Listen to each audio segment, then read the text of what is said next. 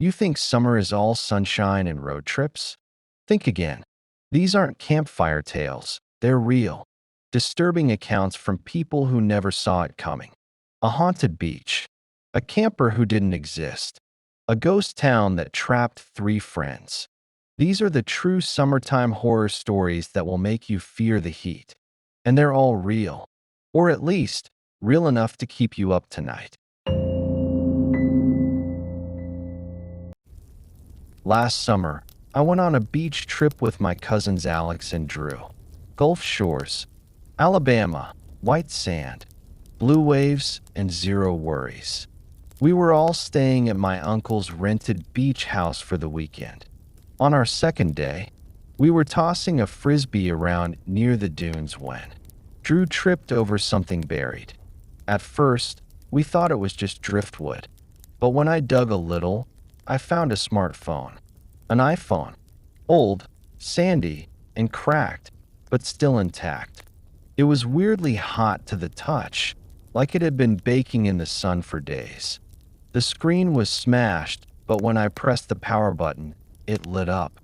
Battery 2%. The wallpaper was a picture of the beach at night. Our beach. Same dunes. Same lifeguard tower. No lock code. Just a swipe, and we were inside. There were only two apps on the home screen, camera and gallery. No SIM card. No contacts. Curious, I opened the gallery. There were 11 videos. All night shots. All grainy. We pressed play on the first one. It was shaky, like it was being filmed while the person was running. A girl's voice whispered, "He's following me. I don't know who he is." Then the video cut to black. Drew looked at us and asked, "This is fake, right?" But the way her voice cracked at the end, it didn't sound fake at all. We sat in the shade of the lifeguard tower, scrolling through the rest. Most were just clips of beach at night. The sound of waves, wind, breathing. In the fifth video, the girl was hiding behind what looked like the same lifeguard tower we were sitting under. Her voice whispered again, "He's back. He always comes at 3:13 a.m. Then the sound of footsteps. Heavy, crunching sand. And then a voice. Deep, unnatural. "I see you." The phone buzzed. Battery critically low. Before we could play the sixth video, the screen went black. No charger. No power bank. We ran back to the house to plug it in, and while it charged, I Googled missing person Gulf Shores 2022. One of the top results was a Reddit post from a girl named Emily Weston. Disappeared in June 2022. Last seen near the dunes. Near the lifeguard tower. Same beach. Same weekend. My stomach dropped. This wasn't a prank. We skipped dinner that night. Sat in the dark living room. Charger plugged in. Phone at 8%. We played the last video. It started like the others. Waves. Night. But this time, the camera slowly turned around, facing whoever was recording. It was the girl, Emily. She looked terrified. Her eyes darted behind her. Then, the camera flew sideways, as if she was yanked or tackled. There was a scream, and the sound of someone or something breathing heavily into the mic. A man's face appeared on screen. Pale, eyes too wide, grinning. "Now you see me," he whispered. The screen flickered, then cut. I swear I heard a knock at the door right after that. 3 knocks. Slow. Precise. We didn't answer. And when we looked out the window, no one was there. But we saw something in the sand.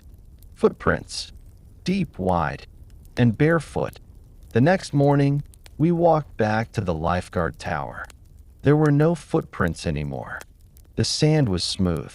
But the tower? There were scratch marks along the wood. Claw-like. Fresh. Way too high for a person to reach. I showed the phone to my uncle. He took it and brought it to the police station later that day. When he came back, he looked pale. Said the officer recognized the girl from a missing person flyer. They kept the phone. We tried following up later, but no one would talk about it. The phone was misplaced. The case wasn't public. Emily Weston is still listed as missing. And we never go to that beach anymore. Because every time I hear waves at night, I swear I hear that voice say, "Now you see me." Last summer, I worked as a junior counselor at a small sleepaway camp in Maine called Camp Pinebrook. Quiet place, deep in the woods, mostly younger kids. I was in charge of cabin 6, 6 boys, ages 10 to 12. On the second night, we were doing flashlight stories when I noticed something strange. There were 7 kids in the cabin. I counted again. Definitely 7. One more than I had on my list. He was sitting at the end bunk. Pale kid, short brown hair, wearing a dirty hoodie. He didn't say anything, just stared at the floor. "Hey, bud," I said, "what's your name?" He mumbled, "Ben." We didn't have a Ben. I figured maybe he got put in the wrong cabin. So I made a note to ask the head counselor in the morning. But when I woke up the next day and counted again, he was gone. No one saw him leave. That morning I told Jess, the head counselor, about the mystery kid. She laughed it off. "Maybe one of the kids snuck in from another cabin," she said. I didn't believe that. That night, I asked my campers directly, "Did anyone see the extra kid last night?" Hoodie said his name was Ben. Only one boy, Max, nodded. "Quiet kid," he said. "He stood next to my bed last night, just watching me." I asked what he meant by that. Max shrugged and said he was crying. That night, I locked the cabin door. I checked it 3 times. Still, around 2 a.m., I heard someone whisper, "I want to go home." When I turned on my flashlight, the end bunk was empty, but the sheets were wet, like someone had been sleeping there, soaked to the bone. The next morning, I went to the camp office and checked the registration forms. No Ben, no Benjamins, no new arrivals or late sign-ups. I told Jess again, and this time she paused. Then she said something that gave me chills. "Wait, was he wearing a gray hoodie?" I nodded. Her face went pale. There was a kid named Ben Riker.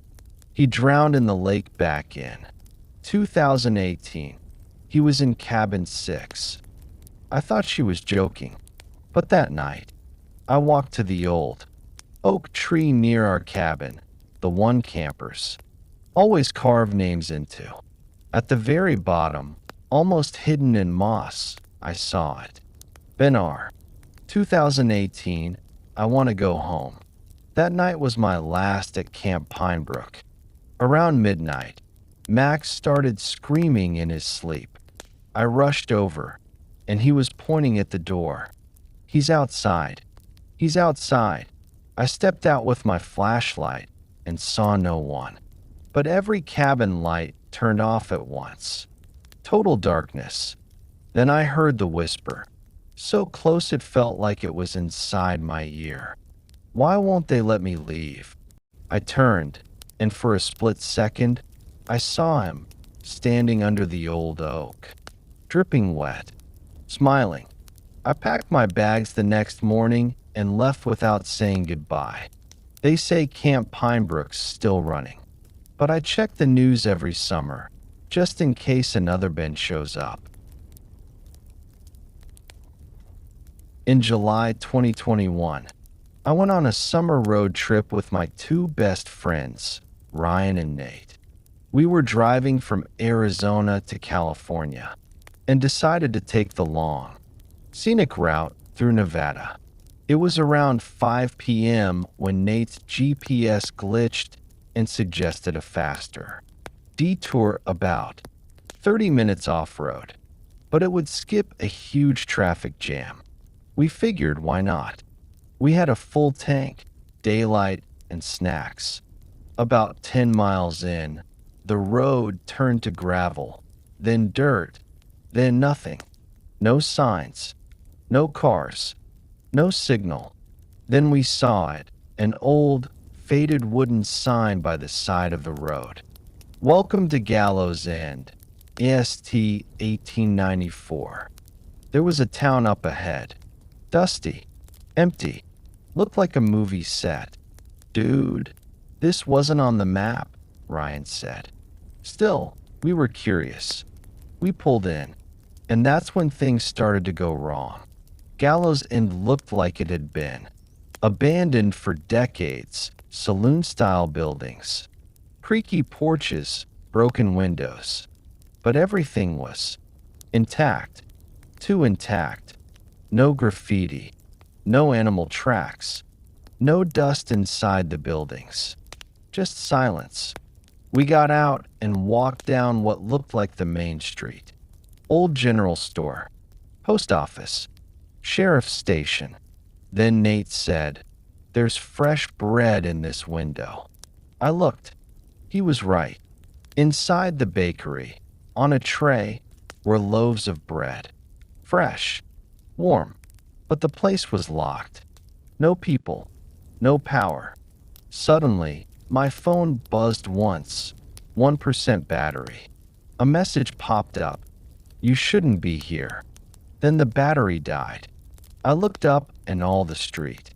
Lamps, those old iron gas style ones, turn on at once.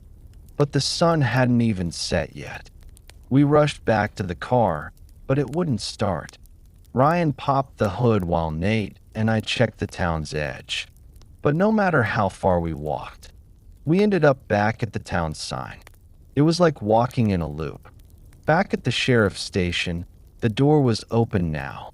Inside, everything looked untouched, but the calendar on the desk said July 7th, 1961. That was the same date as today. Then we heard it, an old phonograph playing from somewhere nearby. A voice crackled through it. "The boys have returned. Time to close the circle." I turned. On the sheriff's wall were 3 photos. One of me, one of Nate, one of Ryan, all taken from today. We ran, through alleyways, behind buildings, but every turn brought us back to the center of town. Nate started screaming when he saw a figure standing by our car. A man, hat low, face shadowed, coat dusty, holding an old lantern. He didn't move, just stared. Then the lantern flickered, and the entire town went black. I don't remember what happened. Next, just the feeling of cold air and distant whispers. When I woke up, we were parked back on the main highway. Daylight, no town behind us, just endless desert. We checked Google Maps. There's no Gallows End in Nevada. Never was. But I swear, on the back windshield of our car, someone had scratched in, "See you next summer."